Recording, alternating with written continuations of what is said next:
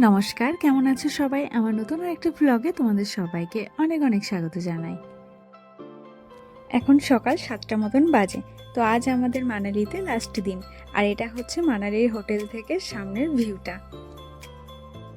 ভিউটা তো অসম্ভব সুন্দর, আর সামনের পাহাড়টা তো পুরো সাদা বরফে ঢাকা পড়ে আছে।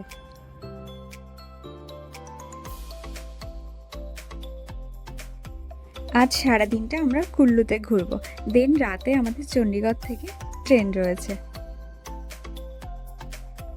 আর এই কুল্লু জায়গাটা আমাদের ফেরার রাস্তাতেই পড়বে।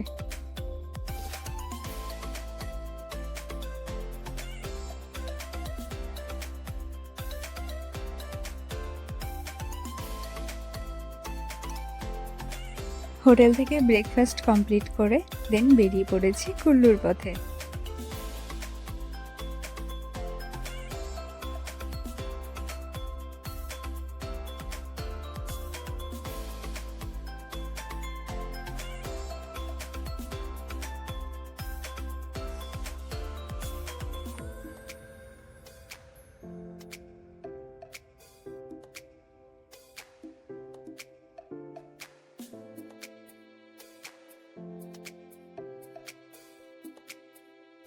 রাস্তার পাশে যে শুকনো বড় বড় গাছগুলো দেখা যাচ্ছে, এগুলো হলো আপেল গাছ। এই অতিরিক্ত ঠান্ডার কারণে এই গাছগুলো শুকিয়ে যায়, আবার গরমের সময় প্রচণ্ড পরিমাণে আপেল ধরে থাকে। পাহাড়ে এক একটা সিজন এক এক রকমভাবে সুন্দর দেখতে। যেমন এই উইন্টার সিজনে প্রচুর বরফ পাওয়া যায়, কিন্তু সামার সিজনে তো মোটেই বরফ পাওয়া যায় না, তখন আবার গাছগুলোতে প্রচুর পরিমাণে আপেল দেখা যায়। সেটাও কিন্তু একটা অন্যরকম ভালো লাগা। রাস্তার পাশ দিয়ে বয়ে চলেছে এই নদীটা, আর পাশে তো অসংখ্য পাথর রয়েছে, তো সেই কারণে তো নদীটাকে আরো বেশি সুন্দর দেখতে লাগছে।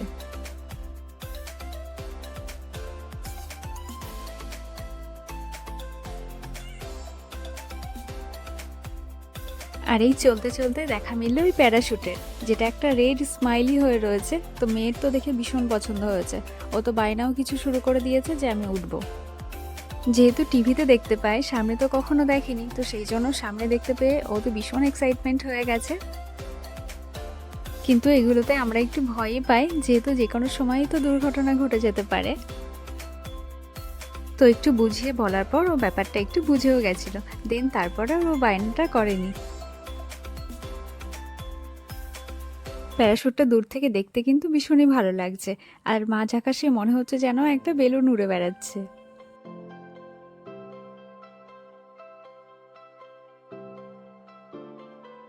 এই দেখো, সামনে আর একটা প্যারাশুট রয়েছে, এটা নিচেই রয়েছে, মনে হয় কিছু মানুষ এখানে উঠছে।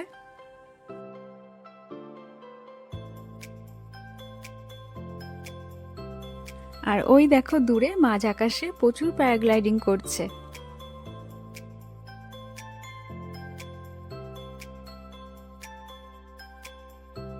আর এই দেখো, এখানেও প্রচুর শুকনো আপেল গাছ রয়েছে।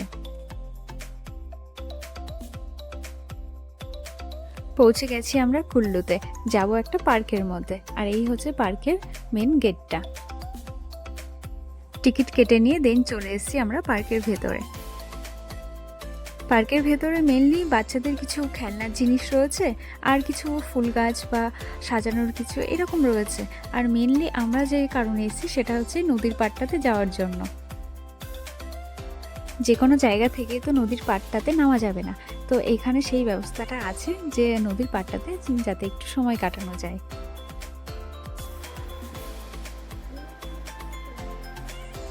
চলে এসেছি আমরা নদীর পাড়ে, আর এখানে রিভার রাফটিংয়েরও ব্যবস্থা করা আছে, তো সেই কারণে প্রচুর মানুষও করছে।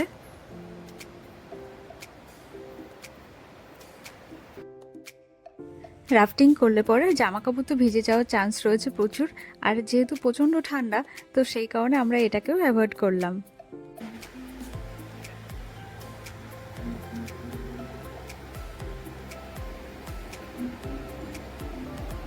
জায়গাটা কিন্তু ভীষণই সুন্দর, আমরা বেশ কিছু এখান থেকে ফটো ক্লিক করে নিলাম। বেশ অনেকটা টাইম এখানে কাটিয়ে নিয়েছি, দেন এবার ফিরবো চণ্ডীগড় স্টেশনে। তো আজকের ভ্লগটা এখানেই শেষ করছি। তো আজকের ভ্লগটা তোমাদের কেমন লাগলো অবশ্যই জানিও। ভালো লাগলে চ্যানেলটাকে অবশ্যই সাবস্ক্রাইব করে দিও। সবাই ভালো থেকো, দেখা হবে পরে একটি ভ্লগে।